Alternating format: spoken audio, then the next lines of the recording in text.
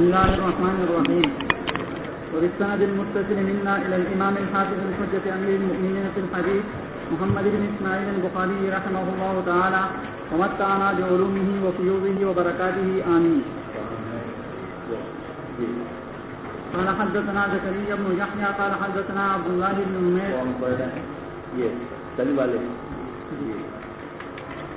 قال حدثنا زكريا بن يحيى قال حدثنا عبد الله بن نمير قال حدثنا هشام عن أبيه عن عائشة رضي الله تعالى عنها وعنهم قالت أصيب سعد يوم الخندق رماه رجل من قريش يقال له حبان بن عرقة رماه بالأسهل فضرب النبي صلى الله عليه وسلم خيمة في المسجد ليعوده من قريب. فلما رجع رسول الله صلى الله عليه وسلم من الخندق ووضع السلاح واغتسل فأتاه جبرائيل وهو ينفض رأسه من الغبار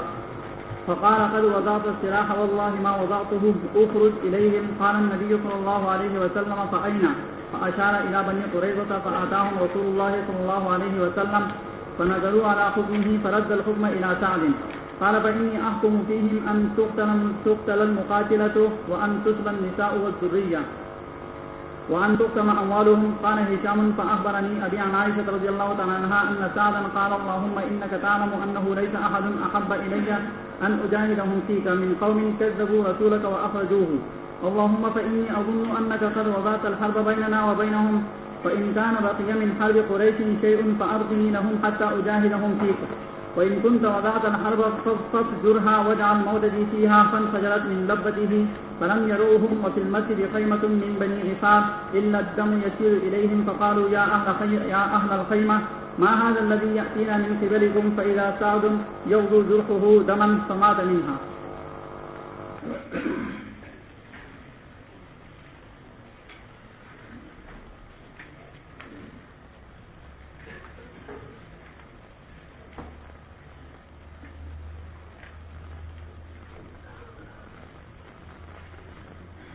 ہشام بن عروہ کی روایت ہے اپنے والد عروہ بن زبیر سے اور انہوں نے روایت نقل کی ہے کہ عائشہ رضی اللہ عنہا وعنہم سے وہ فرماتی ہیں کہ حضرت سعد بن معاذ رضی اللہ عنہ کو تیر لگا تھا خندق والے دن اور قریش کے ایک آدمی نے ان کو تیر مارا تھا جس کا نام تھا حبان ابن العرقہ اور انہوں نے تیر مارا تھا اس نے تیر مارا تھا ان کے اکحل میں یعنی شہرگ میں. اور یہ روایت مختصر ہے. بعض روایتوں سے معلوم ہوتا ہے کہ حضرت سعد بن معاذ رضی اللہ عنہ خواتین کے پاس سے گزرے تو اس کی والدہ نے سعد بن معاذ کی والدہ نے کہا تم یہاں کیا کام کر رہے ہو, جاؤ جلدی جاؤ حضور صلی اللہ علیہ وسلم کے پاس. تو اس وقت حضرت عائشہ رضی اللہ عنہا نے حضرت سعد بن معاذ کو دیکھا تو ان کی جو زیرہ تھی وہ یہاں تک تھی اور یہ بازو ان کا کھلا ہوا تھا. تو اس وقت میں حضرت عائشہ رضی اللہ عنہا نے ان کی والدہ سے کہا کہ کاش سعد بن معاذ کا جو یہ بازو ہے یہ کھلا ہوا نہ ہو.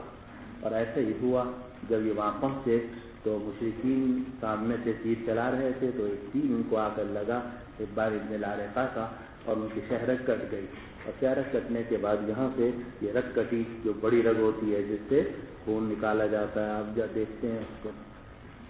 جب بوتل خون کی نکالتے ہیں تو وہ شہرگ سے نکالتے ہیں کیونکہ اس سے خون بہت تیزی سے نکلتا ہے. اور جب شہرگ کٹی تو اس کی وجہ سے خون بہت تیزی سے بہا اور اس کو پھر روکنے کی کوئی کوششیں کی گئیں اور کئی مرتبہ کیا گیا لیکن ہر مرتبہ کئی سے بظاہر خون رکا لیکن وہ زخم جو ہے اندر پھیلتا چلا گیا, گرم آ گیا یہاں تک کہ ہاتھ یہاں سے لے کر اور گلے تک یہ سب ہاتھ گرم آ گیا تھا بہت زیادہ. تو اس سے متعلق یہ روایت ہے. تو فرماتے ہیں کہ جب رسول اللہ صلی اللہ علیہ وسلم نبی کریم صلی اللہ علیہ وسلم نے مسجد میں ایک خیمہ ان کے لیے لگا دیا تاکہ قریب سے ان کی عیادت کر سکیں. قسطلانی رحمہ اللہ کے حوالے سے آپ کے بین السطور میں لکھا ہوا ہے کہ آپ نے ان کا خیمہ لگا دیا تھا مسجد نبوی میں. لیکن بعض حضرات کا خیال یہ کہ نہیں, خندقی میں جہاں آپ نماز پڑھتے تھے اس جگہ میں خیمہ لگایا تھا. تو دونوں امکانات موجود ہیں. جب رسول اللہ صلی اللہ علیہ وسلم خندق سے واپس پلٹے اور آپ نے اپنا ہتھیار رکھ دیے, غسل کیا, جبریل علیہ السلام آپ کے پاس آئے. حال یہ تھا کہ جبریل جو تھے وہ اپنا سر غبار سے جھاڑ رہے تھے انہوں نے عرض کیا کہ آپ نے تو ہتھیار رکھ دی ہے، اتار دی ہے، اللہ کی قسم میں نے تو نہیں اتارے، آپ ادھر نکلیے۔ نبی کریم صلی اللہ علیہ وسلم نے فرمایا کدھر؟ تو اشارہ کیا بنو قریظہ کی طرف، کہ رسول اللہ صلی اللہ علیہ وسلم وہاں تشریف لے گئے، یعنی ان کا محاصرہ کیا۔ پھر اس کے بعد بنو قریظہ کے لوگ جو تھے وہ سعد بن معاذ کے کہ حضور صلی اللہ علیہ وسلم کے فیصلے پر اتر آئے، فنزلوا علی حکم النبی صلی اللہ علیہ وسلم فرد الحکم الی سعد، تو آپ نے فیصلے کو رد کر دیا سعد بن معاذ کی طرف، کیونکہ اس سے پہلے بنو قینقاع اور بنو نذیر کے بارے میں جو فیصلہ کیا تھا وہ خزرج کے حضرات نے کیا تھا۔ تو اس موقع پر حضور صلی اللہ علیہ وسلم نے یہ مناسب سمجھا کہ اب فیصلے کا اختیار اوس کے لوگوں کو دیا جائے، کہ جن کے بنو قریظہ سے پرانے قدیمی تعلقات تھے۔ اسی کو ہمارے بزرگ فرماتے ہیں کہ ہر جگہ حکم نہیں چلتا، بلکہ حکم کے ساتھ ساتھ حکمت ضروری ہے۔ ہمارے شیخ حضرت مولانا وسیع اللہ صاحب قدس اللہ سرہ کئی مرتبہ فرماتے تھے کہ لوگوں کو حاکم بننے کا تو شوق ہے، حکمت آتی نہیں۔ ہمارے لوگوں کو حاکم بننے کا تو شوق ہے، حکمت آتی نہیں، حالانکہ حاکم کے لیے حکیم ہونا بہت ضروری ہے کہ کام حکمت سے کیا جائے۔ صرف فیصلہ آرڈر از آرڈر نہیں چلتا، بلکہ حکمت بھی دیکھنی پڑتی ہے کہ کس موقع پر سختی کرنی ہے، کس موقع پر نرمی کرنی ہے، اور جو فیصلہ نافذ کرنا ہے اس کو کس طریقے سے نافذ کرنا چاہیے کہ جس سے فتنہ کم سے کم پیدا ہو اور مسائل بعد میں پیدا نہ ہو۔ چنانچہ حضور صلی اللہ علیہ وسلم نے اسی حکمت کی بنا پر بنو قریظہ کا فیصلہ خود نہیں فرمایا، بلکہ انہی کے جو پرانے تعلق والا قبیلہ تھا اور اس کے سردار حضرت سعد بن معاذ رضی اللہ عنہ کی طرف ان کا فیصلہ سپرد کیا۔ حضرت سعد بن معاذ رضی اللہ عنہ نے سخت فیصلہ کیا اور فرمایا کہ میں ان کے بارے میں حکم دیتا ہوں کہ ان کے مقاتلین کو قتل کر دیا جائے اور عورتوں اور بچوں کو گرفتار کر لیا جائے اور ان کے اموال کو تقسیم کر لیا جائے۔ اسی کو قرآن مجید نے فرمایا سورۃ الاحزاب کے اندر، اعوذ باللہ من الشیطان الرجیم، کہ وانزل الذین ظاہروہم من اہل الکتاب من صیاصیہم اے من قصورہم وقذف فی قلوبہم الرعب فریقا تقتلون وتأسرون فریقا، فریقا تقتلون ای المقاتلہ وتأسرون فریقا ای النساء والذریہ، فریقا تقتلون وتأسرون فریقا وأورثکم ارضهم ودیارهم واموالهم وارضا لم تطئوها وكان الله على كل شيء قدير۔ اب یہ جو وانزل الذین ظاہروہم من اہل الکتاب، ظاہروہم ہے عاونوہم، یعنی یہ جو اہل کتاب سے انہوں نے ان احزاب کی مدد کی تھی، اللہ سبحانہ وتعالی نے ان کو ان کے قلعوں سے نیچے اتار دیا۔ تو غزوہ خندق اور غزوۃ الاحزاب کے ضمن میں جو یہ آیات ہیں وانزل الذین ظاہروہم، یہ سب کے سب متعلق ہیں کس سے؟ بنو قریظہ سے۔ ہشام کہتے ہیں کہ میرے والد نے مجھے، یعنی حضرت عروہ بن زبیر نے عائشہ رضی اللہ عنہ سے یہ بات بتلائی کہ سعد ابن معاذ رضی اللہ عنہ نے یہ بات فرمائی، یعنی دعا کی کہ اے اللہ آپ جانتے ہیں کہ کوئی بھی چیز مجھے اس بات سے زیادہ محبوب نہیں ہے کہ میں جہاد کروں ان لوگوں سے کہ جنہوں نے آپ کے رسول کو جھٹلایا اور آپ کے رسول کو ان کے وطن سے نکالا۔ اے اللہ بے شک میں یہ گمان کرتا ہوں، میرا خیال یہ ہے کہ آپ نے ہمارے اور ان کے درمیان جنگ کو ختم کر دیا ہے، اب اگر قریش سے جنگ کا کوئی حصہ بھی باقی ہے فَأَبْقِنِي لَهُمْ، تو اے اللہ مجھے ان کے لیے زندہ رکھیے تاکہ میں آپ کے راستے میں ان سے جہاد کروں، لیکن اے اللہ اگر آپ نے ہمارے اور ان کے درمیان جنگ کو ختم کر دیا ہے فَاحْجُرْهَا، تو اے اللہ اس زخم کو کھول دے، وَاجْعَلْ مَوْتَتِي فِيهَا، اور میری شہادت اسی میں کر دیجیے۔ فَانْفَجَرَتْ مِنْ لَبَّتِهِ، چنانچہ وہ زخم جو تھا ان کے لبہ سے کھل گیا، یعنی یہاں تک ورم پہنچ گیا تھا اور یہاں سے رگ پھر کھلی اور اس کے بعد جو خون بہا اس کے بعد نہیں رکا، اور اسی میں حضرت سعد بن معاذ رضی اللہ عنہ کا انتقال ہوا۔ فرماتے ہیں فلم یروہم، اب لوگوں کو نہیں گھبراہٹ میں ڈالا، اور حال یہ تھا کہ مسجد کے اندر ایک خیمہ تھا بنو غفار کا، مگر خون بہہ کر ادھر جا رہا تھا، تو انہوں نے کہا کہ اے خیمے والو یہ کیا چیز ہے جو تمہاری طرف سے آ رہی ہے، خون کیسا آ رہا ہے؟ وہاں جا کر دیکھا تو سعد بن معاذ جو تھے ان کا زخم بہہ رہا تھا خون سے، اور اسی میں ان کا انتقال ہو گیا۔ چلیے به قال حدثنا حجاج بن منهار قال أخبرنا شعبة قال أخبرني عدي أنه سمع البراء رضي الله تعالى عنه عنهم قال قال النبي صلى الله عليه وسلم لحسان وهدهم أو هاجهم وجبرائيل معكم. فزاد إبراهيم بن طهمان عن الشيباني عن عدي بن ثابت عن البراء بن عازب رضي الله تعالى عنه وعنهم قال قال النبي صلى الله عليه وسلم يوم قريظة لحسان بن ثابت أهد المشركين فإن جبرائيل معك. آسان ہے اور یہ روایت پیچھے بھی گزر چکی کہ حضرت عبداللہ ابن رواحہ حسان ابن ثابت ابن زہیر اور یہ حضرات تھے جنہوں نے اسلام کا دفاع کیا اپنے اشعار کے ذریعے سے اور دین کی خدمت کی اشعار کے ذریعے سے. اور اس زمانے میں اشعار کا بڑا رواج تھا اور جب جنگ ہوتی تھی تو اس کے بعد قصائد کہے جاتے تھے اور وہ قصائد جو دور دور پھیل جاتے تھے اور مدتوں تک ان کو پڑھا جاتا تھا اور جناب ذکر کیا جاتا تھا. تو قریش کی طرف سے ابو سفیان بن الحارث بن عبد المطلب اور دوسرے حضرات جو تھے وہ مسلمانوں کے خلاف جناب قصائد کہتے تھے. تو حضور صلی اللہ علیہ وسلم کی طرف سے حضرت حسان ابن ثابت، حضرت عبداللہ ابن رواحہ، حضرت کعب ابن مالک، کعب ابن زہیر بعد میں، اور یہ حضرات تھے کہ جنہوں نے مسلمانوں کا دفاع کیا اپنے اشعار کے ساتھ. تو حضور صلی اللہ علیہ وسلم نے حضرت حسان کو اس کی اجازت دی، بلکہ آپ نے دعا دی، فرمایا جبرائیل معک، جبرائیل تمہارے ساتھ ہے. اور وہ روایتوں میں آتا اللہم ایدہ بروح القدس، اے اللہ روح القدس کے ذریعے سے ان کی مدد فرما. معلوم ہے کہ جبریل علیہ السلام جو ہیں وہ عام مسلمانوں کی بھی مدد کرتے ہیں، عام مسلمانوں کی بھی مدد کرتے ہیں، جیسے کہ حضور صلی اللہ علیہ وسلم نے ان کے لیے دعا فرمائی ہے حسان کے لیے. اور یہ وہ بات ہے جو آپ نے لیلۃ القدر کے اندر بھی پڑھی ہوگی کہ جبریل علیہ السلام اترتے ہیں فی کبکبۃ من الملائکہ، ملائکہ کی ایک جماعت کے اندر، اور جو مسلمان بھی کھڑا ہوا عبادت کر رہا ہو اس کے قلب کے اوپر سکینت نازل فرماتے ہیں. باب غزوة ذات الرقاع وهي غزوة محاربة خطفة من بني ثعلبة من غطفان فنزل النخل وهي بعد خيبر لأن أبا موسى جاء بعد خيبر. وقال عبد الله بن رجاء أخبرنا عمران القطان عن يحيى بن أبي كثير عن أبي سلمة عن جابر بن عبد الله رضي الله تعالى عنه وعنهم أن النبي صلى الله عليه وسلم صلى بأصحابه في الخوف في غزوة السابعة غزوة ذات الرقاع. وقال ابن عباس صلى النبي صلى الله عليه وسلم الخوف به خرج. وقال بكر بن سوادة حدثني زياد بن نافع عن أبي موسى أن جابرا حدثهم قال صلى النبي صلى الله عليه وسلم بهم يوم محارب وثعلبة. وقال ابن إسحاق سمعت وهب بن كيسان سمعت جابر رضي الله تعالى عنه وعنهم خرج النبي صلى الله عليه وسلم إلى ذات الرقاع من نخل فلقي جمعا من غطفان فلم يكن قتال وأخاف الناس بعضهم بعضا. فصلى النبي صلى الله عليه وسلم ركعتي الخوف. وقال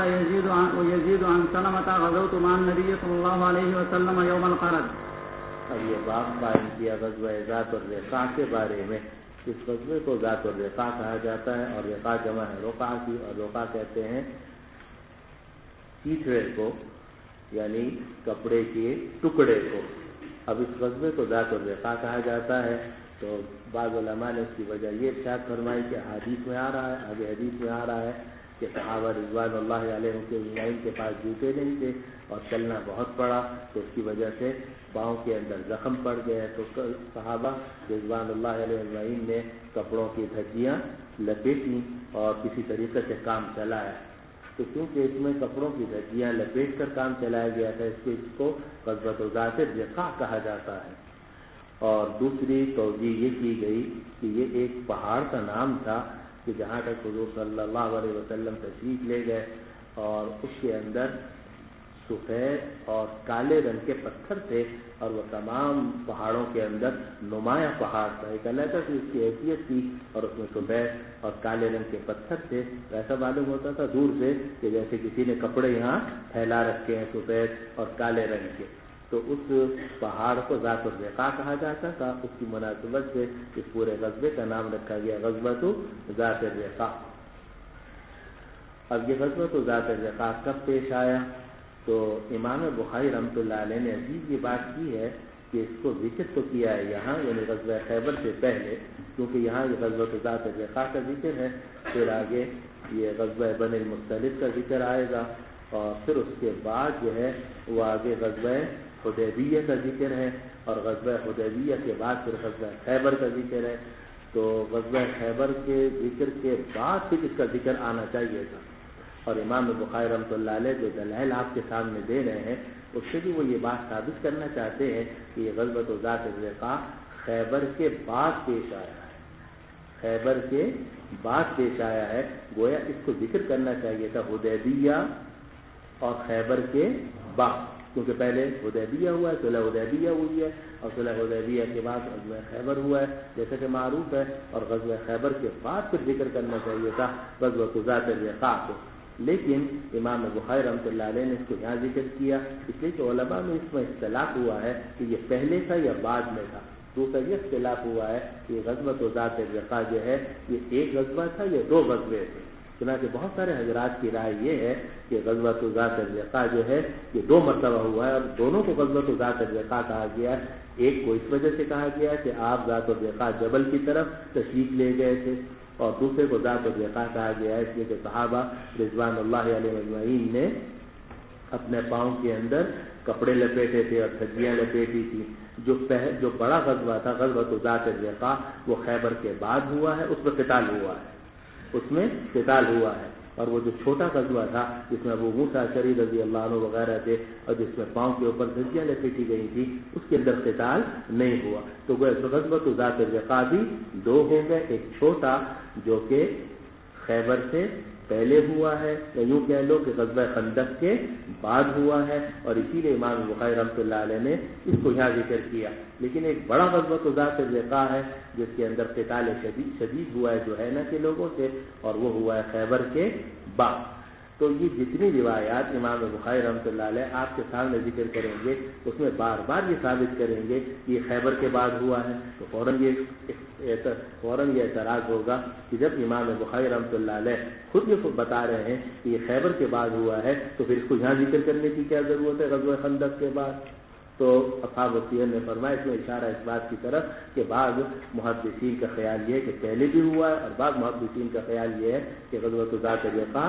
دو تھے، ایک چھوٹا اور دوسرا بڑا۔ اور حضرت مولانا انور شاہ کشمیری رحمۃ اللہ علیہ فیض الباری میں لکھا کہ میں نے اس کی بہت تحقیق کی، اور واستخارۃ اللہ عز وجل میرا، یہاں تک لکھا کہ میں نے اللہ عز و جل سے کئی مرتبہ استخارہ کیا، اور آخر میں اس نتیجے پر پہنچا کہ غزوۃ ذات الرقاع دو ہے، ایک میں قتال ہوا ہے، دوسرے میں قتال نہیں ہوا۔ اگر یہ توجیہ لی جائے جو حضرت مولانا انور شاہ کشمیری رحمۃ اللہ علیہ نے اختیار فرمائی ہے، جس کو حافظ ابن حجر رحمۃ اللہ علیہ اور تمام اصحاب السیر نے بھی اپنی کتابوں میں ذکر کیا ہے، انہوں نے ذکر کیا اور حضرت مولانا انور شاہ کشمیری رحمۃ اللہ علیہ نے اس کو اختیار فرمایا ہے، تو اس سے تمام روایات جو ہیں وہ درست ہو جاتی ہیں۔ باب غزوۃ ذات الرقاع، یہ باب ہے ذات الرقاع کے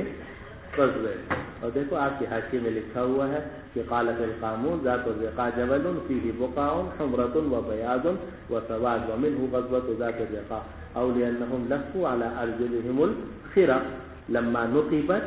أرجلهم أو أرض فيها بقاع سود وبيض كأنها مرقعة أو لأنهم رقعوا فيها راياتهم۔ ایک اور تیسری توجہ یہ کی گئی کہ انہوں نے جھنڈے مختلف طرح کے اٹھا رکھے تھے، کسی کے ہاتھ میں سفید جھنڈا تھا، کسی کے ہاتھ میں کالا، کیونکہ اس وقت تک اسلامی سلطنت کا کوئی ایک طے شدہ جھنڈا نہیں تھا۔ حضور صلی اللہ علیہ وسلم کے زمانے میں کوئی ایک طے شدہ جھنڈا نہیں تھا کہ اس کا کوئی خاص ڈیزائن ہو، اس کے اوپر کچھ خاص چیز لکھی ہوئی ہو، ایسا کچھ نہیں تھا۔ وقت پر جو بھی کپڑا میسر آیا اپنا اس کو اٹھا کے ایک علامت سی بنا لی۔ تو اس وقت میں کئی طرح کے لوگوں نے جھنڈے اٹھائے ہوئے تھے، اس لیے اس کو غزوۃ ذات الرقاع کہا گیا۔ اور آخری توجہ یہ کی گئی کہ اولی ترقیع صلاۃ الخوف فیہا، کہ یہ پہلا غزوہ تھا کہ جس میں صلاۃ الخوف ادا کی گئی، اور صلاۃ الخوف کو بھی ٹکڑے ٹکڑے کر کے پڑھا گیا۔ ایک رکعت کچھ حضرات نے پڑھی، پھر وہ چلے گئے، پھر دوسرے آئے انہوں نے ایک رکعت پڑھی، جیسے کہ آگے روایتوں میں آ رہا ہے لترقیع صلاۃ الخوف فیہا۔ اور ایک اور توجہ بھی لکھی ہوئی آخر میں اولئن خیلھا کان فیہا سواد و بیاض۔ تو اقوال شتى، مختلف قسم کے اس میں اقوال ہیں۔ اچھا جی، اب امام بخاری رحمۃ اللہ علیہ نے جب اس کو شروع کیا تو فرمایا وہی غزوۃ محارب خفقہ من بني ثعلبة من غطفان فنزل نخلا وهي بعد خيبر لأن أبا موسى جاء بعد خيبر رضی اللہ عنہ. یہ غزوہ ہے جو محارب خفقہ کہلاتا ہے. محارب قبیلے کا نام تھا. اور آپ یہ سمجھیے کہ محارب جو تھے عرب کے اندر 3 قبیلے مشہور تھے. ایک محارب خفقہ، دوسرا محارب صباح اور تیسرا محارب عمر. محارب خفقہ سے مراد ہے محارب ابن خفقہ، محارب ابن خفقہ، اور دوسرا محارب ابن صباح اور تیسرا محارب ابن عمر. تو امام بخاری رحمۃ اللہ علیہ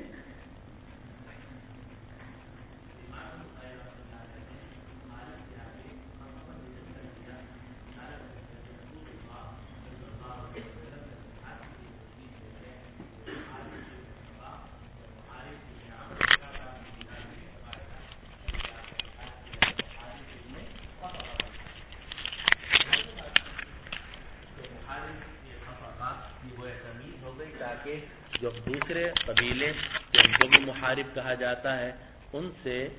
اس کو تمیز دی جا سکے. لیکن آگے جو لفظ آ رہا ہے من بنی ثعلبۃ من غطفان،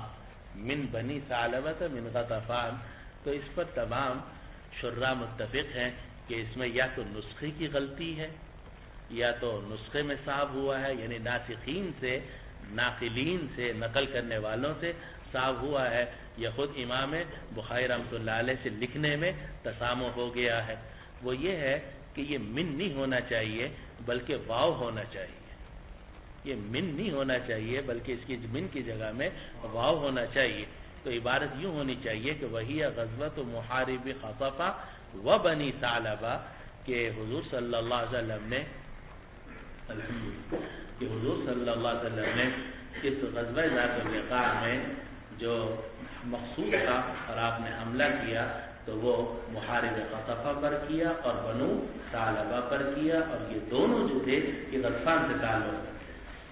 کیونکہ اگر یہ نہ کہا جائے اور من کو اپنی جگہ میں رکھا جائے تو لازم آئے گا کہ خفقہ جو ہیں وہ بنو ثعلبہ کی اولاد میں سے ہوں، حالانکہ خفقہ اور غطفان جو ہیں یہ دونوں بنو اعمام ہیں، یعنی چچا بھائی. ثعلبہ معاف کیجیے خفقہ اور غطفان جو ہیں یہ دونوں بنو اعمام ہیں، یہ دونوں چچا بھائی ہیں. تو اس لیے ان میں سے ایک کوئی دوسرے کی نسل میں سے نہیں. چنانچہ دیکھیے آپ کے حاشیے میں یہ لکھا ہوا ہے کہ حاشیہ نمبر 3 میں قولہ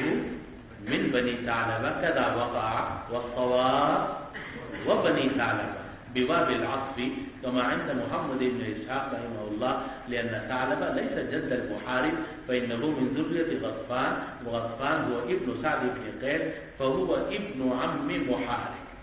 تو محارب کے تو تعداد ہے، اس لیے صحیح عبارت یوں ہے کہ حضور صلی اللہ علیہ وسلم نے جو حملہ کیا تھا محارب خفقہ کے ساتھ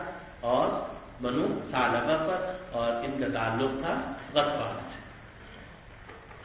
اور اس کی مزید جو تائید ہے وہ آگے روایت میں دیکھیے 3 سطروں کے بعد آ رہی ہے کہ وقال بکر بن سوادہ حدثني زیاد بن نافع عن ابي موسى ان جابر رضي الله عنه وعنهم حدثهم قال صلى النبي صلى الله عليه وسلم بهم يوم محارب وثعلبة. اب دیکھو جابر بن عبداللہ رضی اللہ عنہ نے حدیث ذکر کی تو انہوں نے یہ نہیں کہا کہ محارب من بنی ثعلبہ، بلکہ انہوں نے یہ فرمایا محارب ہوا ثعلبہ. معلوم ہوا کہ متن کے اندر جو من کا لفظ آ رہا ہے وہ حدیث کی بھی خلاف ہے، روایت کی بھی خلاف ہے. تو یا تو اس میں ناسخین کی غلطی ہے اور یا امام سے تسامح ہوا. انسان بڑے سے بڑے آدمی سے بھی تسامح ہو سکتا ہے. اور اسی سے یہ بات بھی معلوم ہوئی کہ جو چیز جس طریقے سے آ رہی ہے بعض کے حضرات نے اس کو تبدیل نہیں کیا. حالانکہ بڑا آسان تھا، اتنی لمبی چوڑی ہم نے بات کی، 10 منٹ اس پہ لگا دیے تو آسان صورت کیا تھی کہ اپنی کو یہاں سے مٹا دیں اور واؤ لکھ دیں. لیکن مولوی صاحب یہ امانت اور دیانت کے خلاف، یہ کوئی عام آدمی تو کر سکتا ہے، محدث یا صاحب حسین یہ کام نہیں کر سکتے. وہ تو جو جس طریقے سے اوپر سے نقل چلی آ رہی ہے اس کو اسی طریقے سے محفوظ رکھتے. یہاں تک کہ اگر کسی سے راوی سے بڑے راوی سے بھی کوئی تسامح ہو گیا ہے وہ تسامح کو اسی طرح باقی رکھتے ہیں تاکہ پتہ چل جائے کہ یہ روایت کس طریقے سے آ گئی. اس کے نیچے آپ کیوں چاہے کرنا چاہو اور آج کل یہ گڑبڑ ہو رہی ہے. میں اس لیے آپ کو بتا رہا ہوں کہ آج کل لوگ یہ کہہ رہے ہیں کہ بھائی اس کو یوں تبدیل کر دو اور دوسروں کی کتابوں کے اندر تبدیلی کر دیں. حالانکہ آپ کو دوسروں کی کتابوں کے اندر یا دوسرے کی عبارت کے اندر تبدیلی کرنے کی کیسے اجازت ہو سکتی ہے؟ آپ نے جو کچھ لکھنا ہے آپ نیچے نوٹ میں لکھیے, حاشیہ موجود ہے, آپ اس کی اپنی جو تحقیق درج کرنا چاہیں درج کر سکتے ہیں, لیکن دوسرے کی عبارت دوسرے کے کلام کے اندر آپ تبدیلی کریں اس میں تو کسی کو اختیار نہیں ہے. ایک آدمی دنیا سے چلا گیا, آپ اس کے کلام کو کیسے محرف اور مبدل کر سکتے ہیں؟ تو یہ ان حضرات کی امانت و دیانت ہے کہ جس طریقے سے نسخے چلے آئے ہیں اسی طریقے سے انہوں نے باقی رکھا, لیکن اگر امام سے کوئی تسامح ہوا ہے یا ناسخین سے کچھ تسامح ہوا ہے اس کو ظاہر کر دیا. تو تسامح تو ہے یہاں, اور یہ لفظ من نہیں ہونا چاہیے بلکہ واو ہونا چاہیے. فنزل نخلا وہی بعد خیبر, اور رسول اللہ صلی اللہ علیہ وسلم باغات میں جا کر گزرے, اور یہ غزوۃ ذات الرقاع ہوا ہے خیبر کے بعد. لأن ابا موسیٰ رضی اللہ عنہ جاء بعد خیبر, اس لیے کہ ابو موسیٰ اشعری رضی اللہ عنہ وہ خیبر کے بعد آئے. ابو موسیٰ اشعری رضی اللہ عنہ حبشہ سے واپس آئے تھے اور صحابہ رضوان اللہ علیہ مجمعین کی ایک جماعت کے ساتھ آئے تھے, اور یہ حضرات خیبر کے بعد آئے, اور غزوۃ ذات الرقاع میں ان کی شرکت ثابت ہے. غزوۃ ذات الرقاع میں ابو موسیٰ اشعری رضی اللہ عنہ کی شرکت ثابت ہے. اس سے معلوم ہوا کہ ابو موسیٰ اشعری رضی اللہ عنہ کی شرکت یقیناً خیبر کے بعد ہوئی ہوگی. اس سے یہ نتیجہ نکلا ہے کہ غزوۃ ذات الرقاع میں جب ابو موسیٰ کی شرکت ہے رضی اللہ عنہ, تو اس کا مطلب ہے کہ غزوۃ ذات الرقاع خیبر کے بعد. اسی طریقے سے غزوۃ ذات الرقاع میں حضرت ابو ہریرہ رضی اللہ عنہ کی شرکت بھی روایات سے معلوم ہوتی ہے کہ ہم نے حضور صلی اللہ علیہ وسلم کے ساتھ صلاۃ الخوف ادا کی, اور صلاۃ الخوف جو ہے وہ غزوۃ ذات الرقاع میں ادا کی گئی, کیونکہ کل ہم نے آپ کو بتایا تھا کہ غزوہ خندق کے موقع تک صلاۃ الخوف مشروع نہیں ہوئی تھی, صلاۃ الخوف کا حکم نازل نہیں ہوا تھا, اس لیے حضور صلی اللہ علیہ وسلم کی نمازیں اس میں قضا ہوئی. بعد میں صلاۃ الخوف کا حکم نازل ہوا, تو حضرت ابو موسیٰ حضرت ابو ہریرہ رضی اللہ عنہ نے حضور صلی اللہ علیہ وسلم کے ساتھ ذات الرقاع میں صلاۃ الخوف ادا کی. معلوم ہوا کہ حضرت ابو ہریرہ رضی اللہ عنہ اس وقت تک آ چکے تھے, اور حضرت ابو ہریرہ رضی اللہ عنہ اسلام لائے ہیں خیبر کے بعد, اسلام لائے خیبر کے بعد. اس سے بھی امام بخاری رحمۃ اللہ علیہ بتانا چاہتے ہیں کہ غزوۃ ذات الرقاع یہ خیبر کے بعد ہوا ہے, لأن ابا موسیٰ ولأن ابا ہریرہ رضی اللہ عنہما اشترکا فیہ. وقال عبد الله بن رجاء أخبرنا عمران القطان عن يحيى بن أبي كثير عن أبي سلمة عن جابر بن عبد الله رضي الله عنه وعنهم أن النبي صلى الله عليه وسلم صلى بأصحابه في الخوف في غزوة السابعة غزوة ذات الرقاع. نبی کریم صلی اللہ علیہ وسلم نے اپنے صحابہ کو نماز خوف پڑھائی 7ویں غزوے میں, اور وہ 7واں غزوہ کون سا تھا؟ غزوۃ ذات الرقاع. آپ کے حاشیے نمبر 6 میں یہ لکھا ہوا ہے کہ پہلا بدر, دوسرا احد, تیسرا خندق, چوتھا قریظہ, خامسہ 5واں مریسی, اور چھٹا خیبر, اور 7واں جو ہے وہ ذات الرقاع. اس سے بھی یہ بات معلوم ہوتی ہے کہ غزوۃ ذات الرقاع خیبر کے بعد. وقال ابن عباس رضی اللہ عنہ صلی النبی صلی اللہ علیہ وسلم الخوف بذی قرد, اور عبداللہ ابن عباس رضی اللہ عنہ نے فرمایا کہ نبی کریم صلی اللہ علیہ وسلم نے صلاۃ الخوف پڑھی ہے ذوالقرد مقام پر. اور بکر بن سوادہ کہتے ہیں, ابو موسیٰ اشعری رضی اللہ عنہ سے روایت ہے کہ جابر بن عبداللہ رضی اللہ, ابو موسیٰ اشعری نہیں بلکہ ابو موسیٰ جو ہیں یہ تابعی ہیں. ابو موسیٰ رحمہ اللہ سے روایت ہے کہ جابر بن عبداللہ رضی اللہ عنہ نے ان کو یہ حدیث سنائی کہ نبی کریم صلی اللہ علیہ وسلم نے ان کو نماز پڑھائی تھی, یعنی صلاۃ الخوف پڑھائی تھی محارب اور ثعلبہ کے دن. اب دیکھو یہ وہ روایت ہے کہ جس میں محارب من بنی ثعلبہ نہیں ہے بلکہ محارب و ثعلبہ. معلوم ہوا کہ متن کے اندر یعنی جو ترجمۃ الباب کے اندر عنوان قائم کیا گیا ہے اس میں بھی من کے اندر تسامح ہے. وقال ابن اسحاق سمعت وهب بن كيسان قال سمعت جابرا رضي الله عنه وعنهم خرج النبي صلى الله عليه وسلم الى ذات الرقاع من نخل فلقي جمعا من غطفان. تو آپ کا مقابلہ ہوا غطفان کے ایک مجمع سے, تو قتال نہیں ہوا. وخاف الناس بعضهم بعضا, اور لوگوں نے بعض لوگوں کو ڈرایا. تو نبی کریم صلی اللہ علیہ وسلم نے خوف کی 2 رکعتیں ادا کی. اور یزید نے سلمہ ابن الاکوع رضی اللہ عنہ سے روایت کیا کہ میں نے نبی کریم صلی اللہ علیہ وسلم کے ساتھ یوم القرد کے دن جہاد کیا,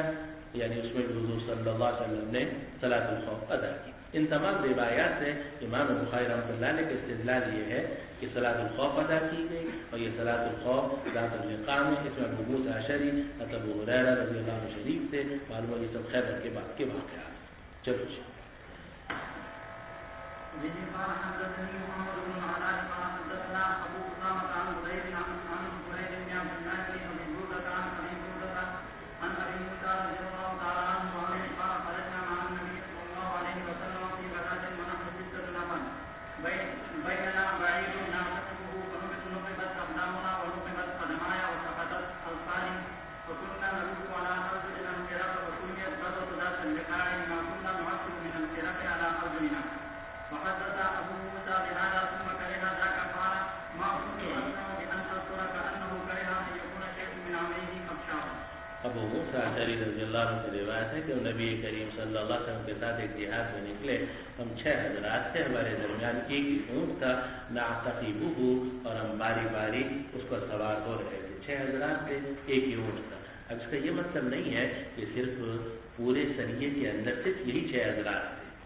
بلکہ مراد یہ ہے کہ حضرات تو اور بھی تھے، لیکن ٹولیاں بنا دی گئیں، جیسے چھوٹے چھوٹے پلاٹون وغیرہ چھوٹی چھوٹی بنا دی جاتی ہیں تاکہ ہر ایک دوسرے سے فاصلے پر رہے اور حملے کی صورت میں زیادہ نقصان نہ ہو۔ تو یہ 6 حضرات کی ایک ٹولی سی تھی اور ان کے درمیان صرف ایک اونٹ تھا، اسی پر یہ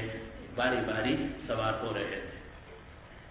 فنقبت اقدامنا یا فنقبت اقدامنا، تو ہمارے پاؤں کے اندر سوراخ ہو گئے، اور میرے دونوں پاؤں کے اندر بھی سوراخ ہو گئے، میرے ناخن گر گئے۔ فكنا نلف على ارجلنا الخرق، جمع خرقہ کی، اور ہم اپنے پاؤں کے اوپر دھجیاں لپیٹ رہے تھے، تو اس کا نام رکھا گیا غزوۃ ذات اللقاء، اس لیے کہ ہم وہ دھجیاں لپیٹی تھی ہم نے اپنے پاؤں کے اوپر۔ وحدث ابو موسیٰ رضی اللہ عنہ بهذا ثم كرهه،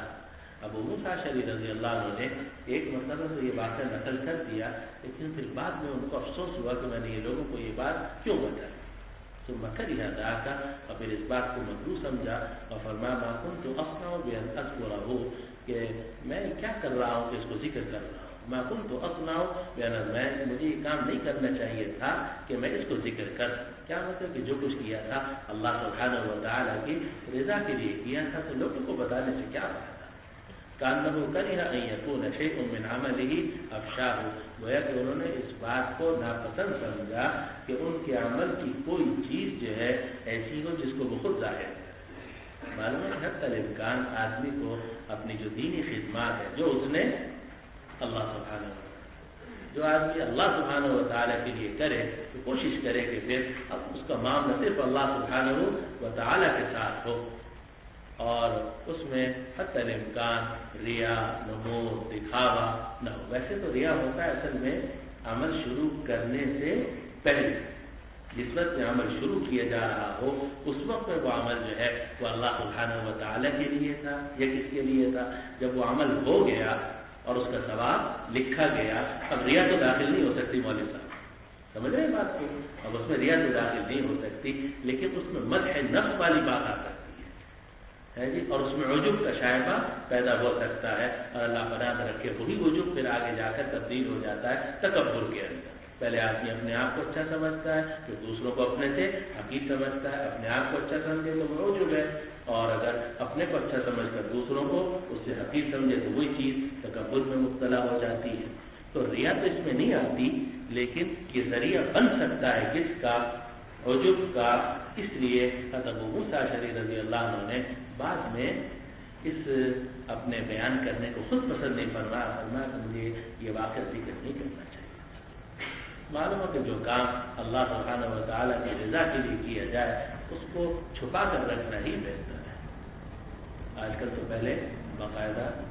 جناب اخباری نمائندوں کو بلایا جاتا ہے، فوٹو جب تک فوٹو کھینچنے والے نہ آ جائے تو نیک کام لوگ نہیں کرتے، کہتے ہیں نیک کام کیسے کریں، ابھی تک تو فوٹو کھینچنے والے نہیں آئے۔ کہیں سے کہیں بات پہنچی ہوئی ہے، اسی لیے اثرات بھی پیدا ہوتے ہیں۔ ما کان للہ فہو یبقی، کہتے ہیں امام مالک رحمۃ اللہ علیہ نے جب موطا لکھنی شروع کی تو لوگوں میں شہرت ہو گئی کہ امام مالک رحمۃ اللہ علیہ جو ہے موطا لکھ رہے ہیں، تو لوگوں نے بھی موطا لکھنی شروع کر دی. تو امام مالک کی اطلاع ملی بلکہ لوگوں نے آ کر امام مالک کو بتایا کہ حضرت آپ موطا لکھ رہے ہیں اور بھی لوگوں نے موطا لکھنی شروع کر دی ہے. فرمایا لے کر آؤں کہ نسخے میں بھی دیکھوں کیا لکھ رہے ہیں. خیر دیکھا تو کچھ نہیں بولے, واپس کر دی کہ ٹھیک ہے یہ ان کو واپس کر دو. اور پھر ایک جملہ فرمایا کہ ما کان للہ فہو یبقی, ان موطاؤں میں سے جو موطا اللہ کے لیے لکھی جائے گی بس وہ باقی رہے گی.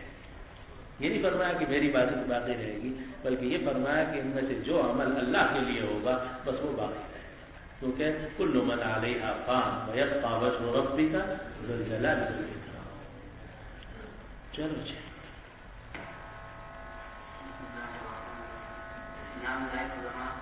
کیا نام ہے؟ سوال سے تعلق ہے ابتدائی کے درجات تعلیم میں پڑھنے درمیان کے پشاور میں سرکار سے دوبارہ بسم اللہ الرحمن الرحیم وبسنة المتقين إلى إمام الأمة أبي عبد الله محمد بن إسماعيل البخاري رحمه الله وأثبت له في رواية رحمته ومسى على علومه وعلومه وبركاته آمين. قال حدثنا قتيبة بن سعيد عن مالك عن يزيد بن عمر عن صالح بن خواتم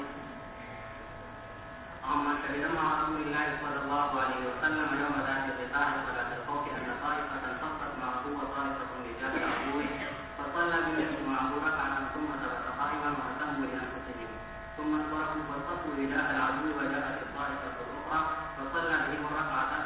التي بقيت من صلاته ثم ثبت جالسا واهتموا لأنفسهم ثم سلم بهم وقال معاذ حدثنا هشام عن الزبير عن جابر رضي الله تعالى عنه قال كنا مع النبي صلى الله عليه وسلم بنحل صلاة الخوف قال مالك وذلك أحسن ما سمعت في صلاة الخوف. تابعه الليث عن هشام عن زيد بن أسلم أن القاسم بن محمد حدثه صلى النبي صلى الله عليه وسلم في غزوة بني أنمار. وبه قال حدثنا مسدد قال حدثنا يحيى عن القاسم بن محمد عن صالح بن خوات عن سهل بن ابي حسمة قال يقوم الامام رضي الله عنه وعنهم رضي الله تعالى عنه وعنهم قال يقوم الامام مستقبل القبلة وطائفة منهم معه وطائفة من قبل العدو يجوبهم الى العدو فيصلي بالذين معه ركعة ثم يقومون فيركعون لنفسهم ركعة ويسجدون سجدتين في مكانهم ثم يذهب هؤلاء الى مقام اولئك فيزيد اولئك فيركعون ركعة وله ثالث ثم يركعون ويسجدون سجدتين.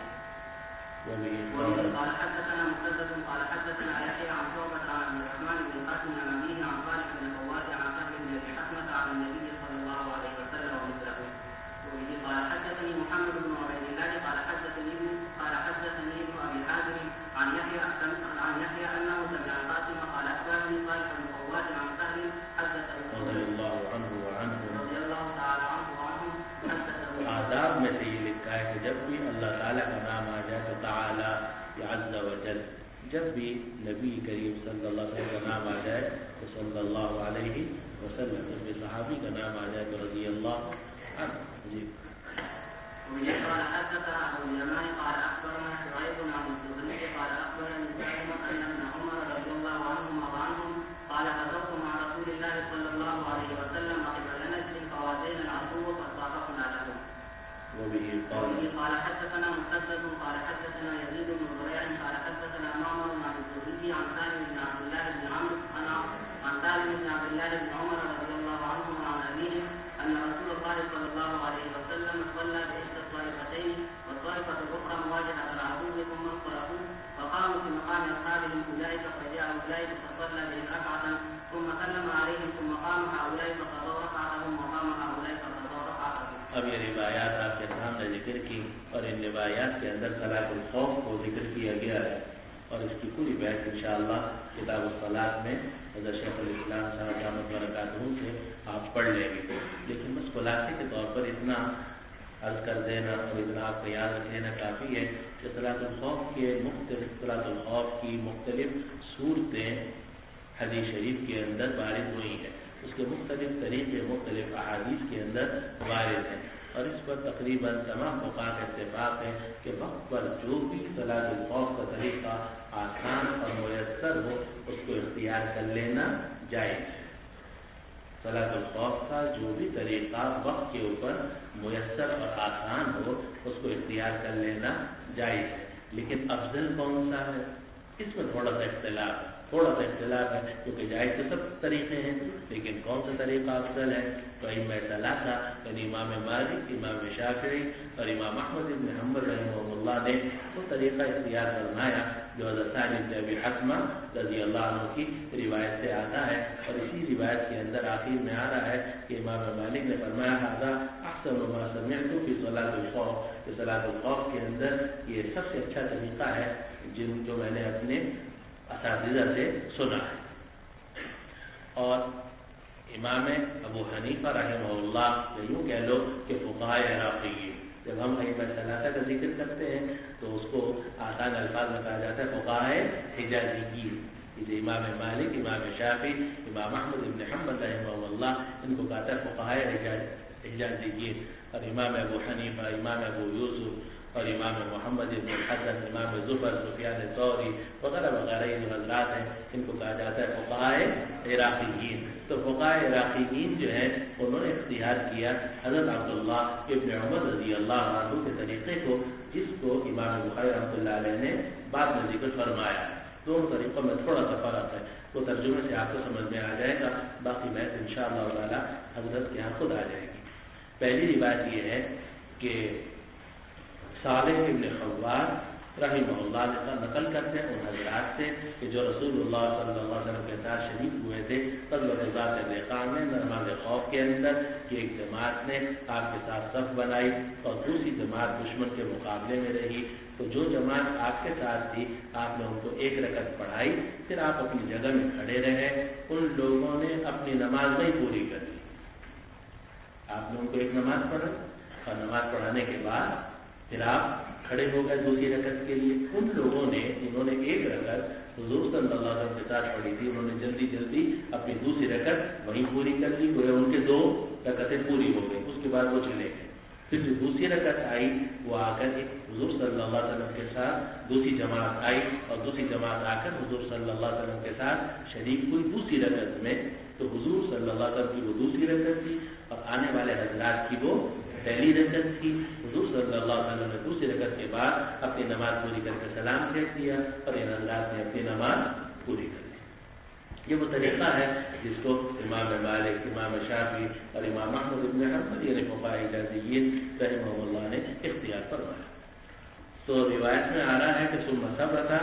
جالسا، نہیں ثم ثبت قائما واتموا لانفسهم، آپ دوسری رکعت کے لیے کھڑے رہے اور وہ پہلی جماعت جو تھی انہوں نے اپنے لیے نماز پوری کر لی، پھر واپس چلے گئے، انہوں نے دشمن کے مقابلے میں صف بنا لی، پھر دوسری جماعت آئی، آپ نے ان کو وہ رکعت پڑھائی جو آپ کی نماز سے باقی تھی،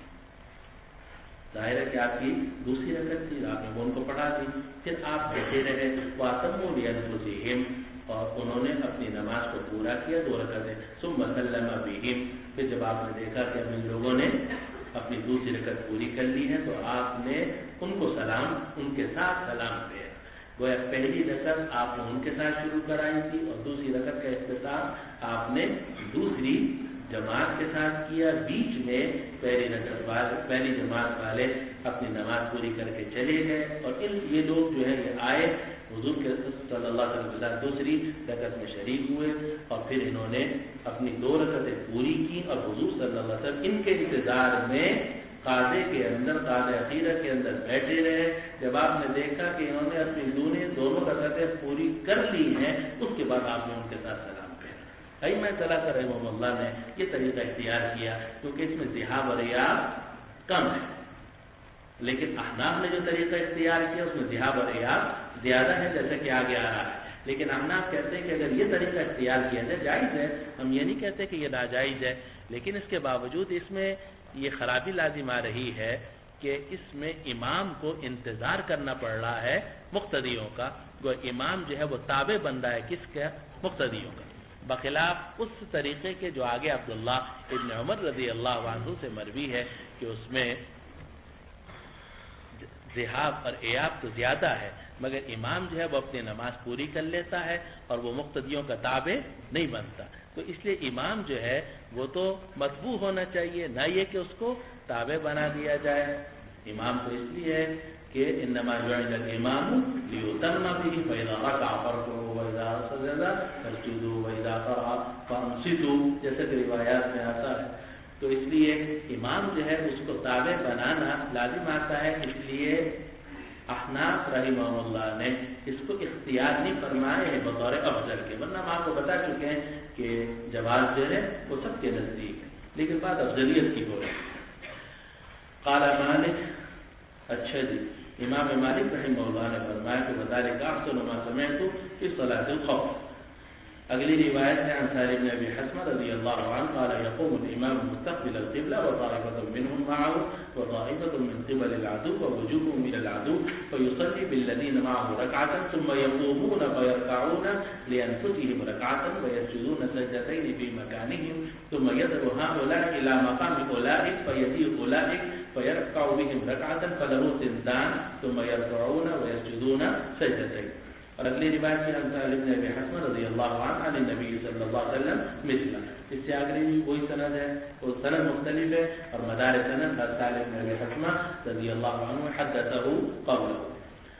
اب آگے روایت آ گئی عبداللہ ابن عمر رضی اللہ عنہ کی۔ پہلے روایت مختصر ہے کہ قال اخبرني سالم ان ابن عمر رضی اللہ عنہما وعنہ قال غزوت مع رسول اللہ صلی اللہ علیہ وسلم قبل نجد فوازینا العدو، ہم دشمن کے مقابلے میں کھڑے ہوئے، فصاففنا لهم، ہم نے ان کے سامنے صفیں بنائی۔ آگے اگلی روایت ذرا تفصیلی عن سالم بن عبداللہ ابن عمر عن ابیہ رضی اللہ عنہما وعنہ ان رسول اللہ صلی اللہ علیہ وسلم صلی باحدى الطائفتین، آپ نے دو جماعتوں میں سے ایک جماعت کو نماز پڑھائی، والطائفة الاخرى مواجهة العدو، اور دوسری جو جماعت تھی وہ دشمن کے مقابلے میں کھڑی رہی، ثم انصرفوا، اب جو پہلی جماعت تھی جس نے ایک رکعت نماز حضور کے ساتھ پڑھی تھی وہ چلے گئے، فقاموا فی مقام اصحابہم، اور جا کر ان اپنے ساتھیوں کی جگہ میں جا کر کھڑے ہو گئے، اولئک فجاء اولئک، اور وہ جو وہاں کھڑے ہوئے تھے وہ آئے، فصلی بہم رکعۃ، اور آپ نے ان کو ایک رکعت پڑھائی، ثم سلم علیہم، اور پھر آپ نے سلام پھیر دیا، ثم قام هؤلاء فقضوا ركعتهم، اب ان کی ایک رکعت باقی رہ گئی تھی، انہوں نے اپنی رکعت پوری کر لی، اور ان کی جو دشمن کے مقابلے میں تھے ان کی بھی ایک رکعت باقی رہ گئی تھی، انہوں نے بھی اپنی ایک رکعت پوری کر لی۔ اور پھر اس کے اندر بھی دو طریقے ہیں، ایک تو یہ ہے کہ یہ لوگ اپنی پہلی رکعت پوری کر لیں اور پھر یہ چلے جائیں، اور جو دشمن کے مقابلے میں لوگ تھے جنہوں نے اب تک ایک رکعت پڑھی تھی، ان کی دوسری رکعت باقی تھی، وہ اپنی رکعت پوری کر لیں۔ لیکن ایک اور طریقہ جو آپ نیچے فقہ کی کتابوں میں پڑھ کر آئے ہیں کہ وہ جو دوسری جماعت حضور کے ساتھ آئی، امام کے ساتھ آ کر چلی ہوئی، وہ چلی جائے، پہلی آئے اور پہلے جماعت آ کر اپنی دوسری رکعت پوری کرے، پھر وہ چلی جائے، اور جو دوسری جماعت جس میں صرف ایک رکعت پڑی تھی وہ واپس آئے اور آ کر اپنی دوسری رکعت پوری کرے۔ اس میں فائدہ یہ ہوگا کہ ترتیب باقی رہے گی، کہ وہ پہلی جماعت جو تھی اس کی نماز پہلے پوری ہوگی اور جو دوسری جماعت ہے اس کی نماز بعد میں پوری ہوگی۔ اور حدیث کے ظاہر سے جو بات معلوم ہو رہی ہے اس میں یہ ہوگا کہ جو دوسری جماعت ہے اس کی نماز پہلے پوری ہو جائے گی اور جو حضرات سابقین تھے ان کی نماز بعد میں پوری ہوگی۔ لیکن یہ دونوں طریقے جائز ہیں، البتہ ہمارے نزدیک جو پہلی جماعت ہے اس کی نماز پہلے مکمل ہونا بہتر ہے تاکہ ترتیب باقی ہے۔ لیکن ظاہر ہے جیسے بھی ہم نے عرض کیا، بار بار عرض کر رہے ہیں کہ سارا اختلاف بیان افضل میں ہے، ورنہ وقت پر جون سا طریقہ میسر ہو اس طریقے کے مطابق صلاۃ الخوف ادا کی جا سکتی ہے۔ چلو جی۔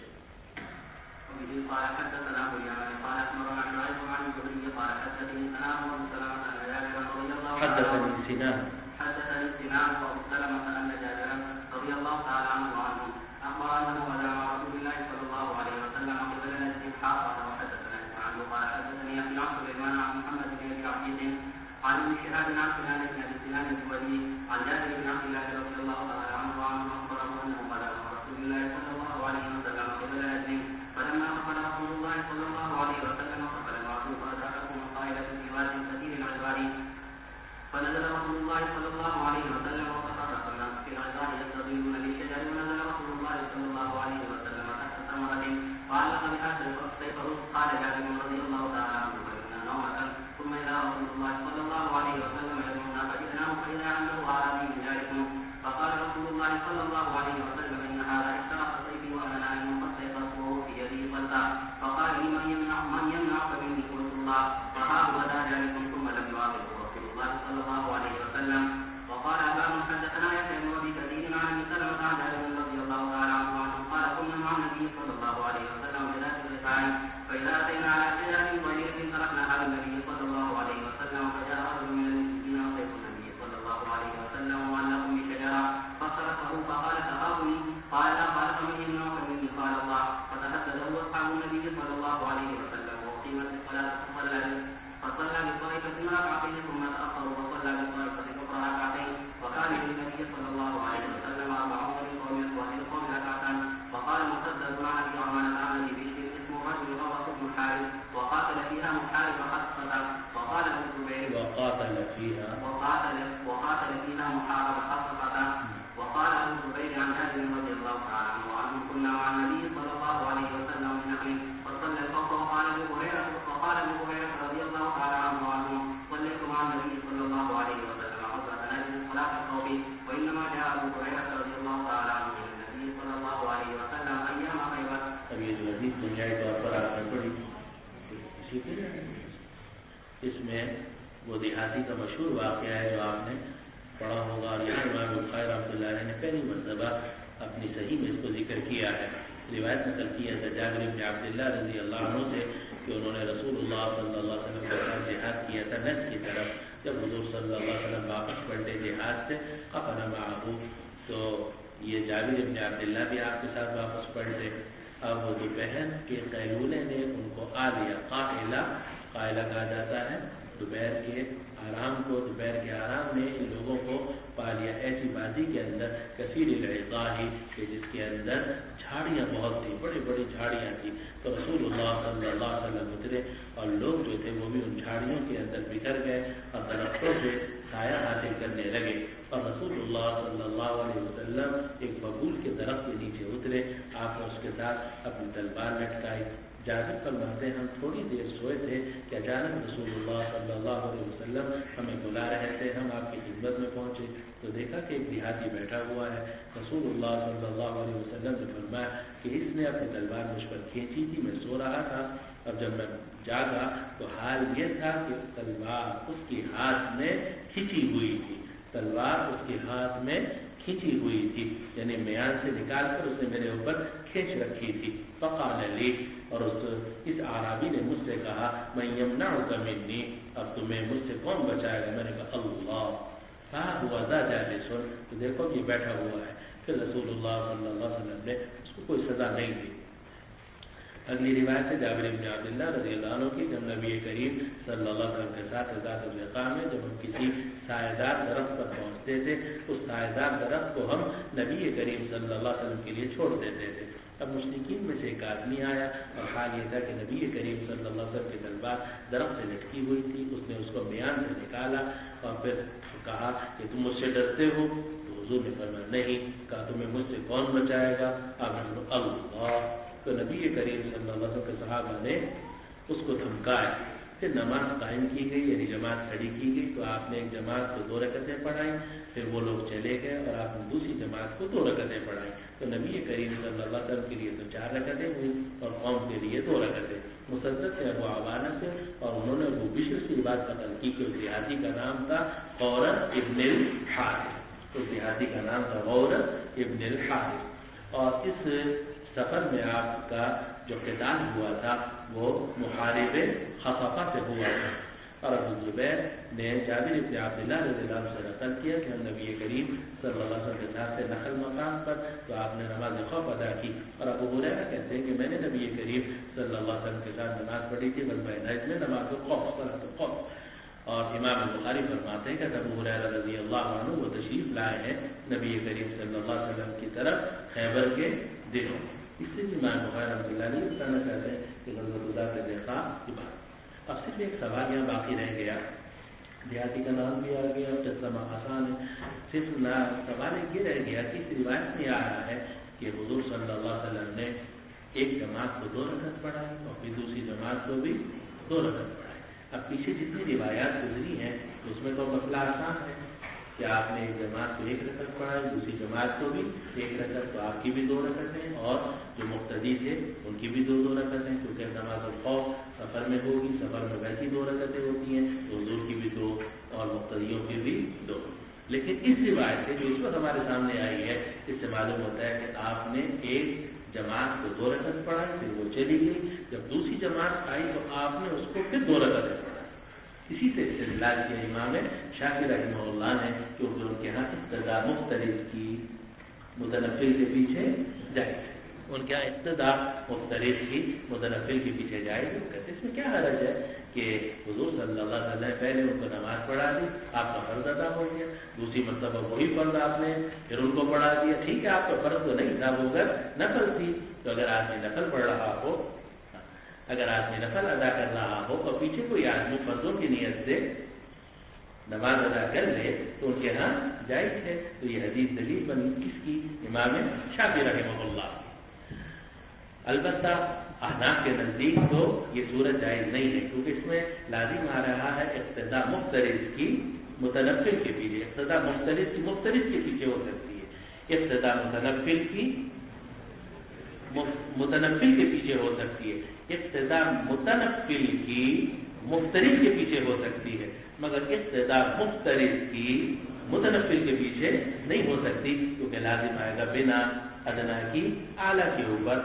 اور بنا اعلیٰ کی ادنا کے اوپر، اور اعلیٰ کی بنا ادنا کے اوپر جائز نہیں ہے،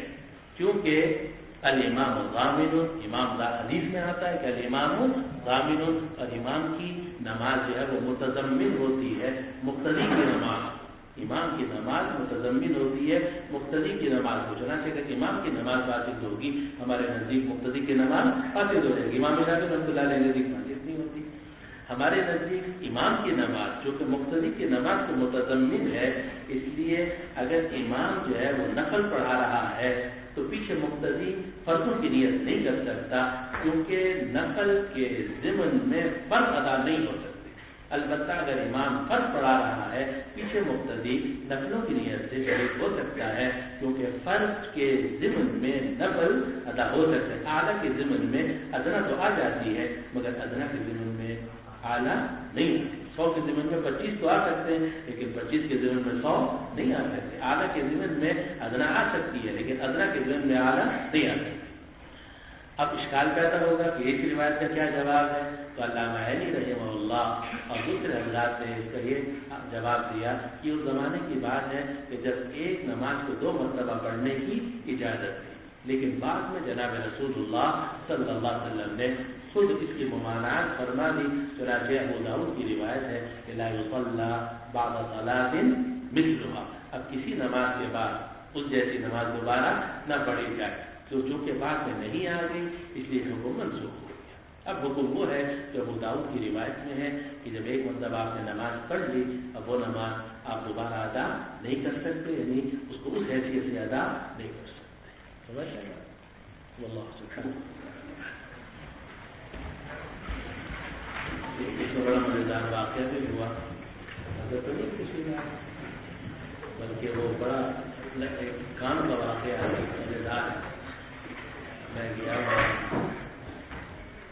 انگلینڈ، وہاں مفتی اسماعیل صاحب ہیں، بڑے بزرگ آدمی ہیں، تو ان سے ملاقات ہوئی تو انہوں نے قصہ سنا، کہنے جو کوئی بڑا مزہ ہے، نہیں بڑا مزہ ہے، کہنے لگے قصہ یہ ہوا کہ آئرلینڈ کے اندر علماء کا اجتماع تھا،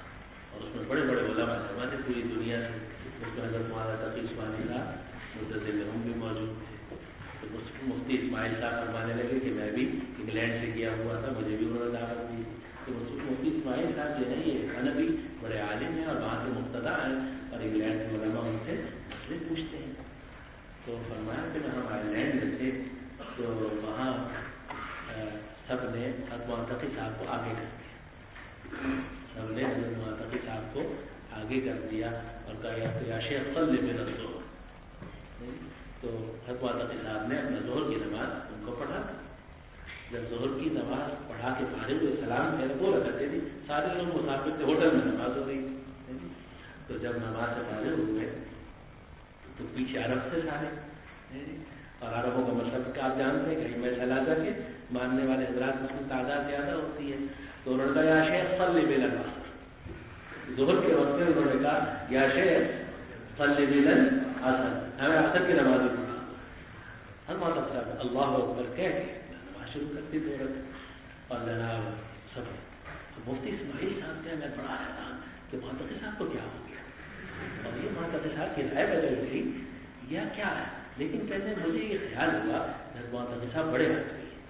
اور بڑا آدمی کوئی چھوٹی حرکت تو کر نہیں سکتا، تو یہ میری سمجھ میں نہیں آ رہا لیکن کچھ بات ہے۔ خیر جب نماز ختم ہو گئی تو ہم کمرے میں جانے لگے، تو میں نے عرض کیا مہتقی صاحب سے کہ حضرت یہ کیا قصہ ہوا؟ میں کچھ بھی نہیں، میں نے تو اپنے فجر کی ظہر کی 2 سنتیں پڑھی، میں نے تو اپنی ظہر کی 2 سنتیں پڑھی اور میں نے تو کوئی عصر کی نماز نہیں پڑھی، لیکن ان لوگوں کے مذہب کے مطابق اقتداء مفترض کی متنفل کے پیچھے جائز ہے، ان لوگوں کے ہمارے یہاں تو جائز نہیں ہے، اور میں ان لوگوں کے یہاں اقتداء مفترض کی متنفل کے پیچھے جائز ہے، تو میں نے تو 2 سنتیں پڑھی ہیں، ان کے اندر فرض ادا کیا ہو تو یہ جانے ان کا خدا ہے۔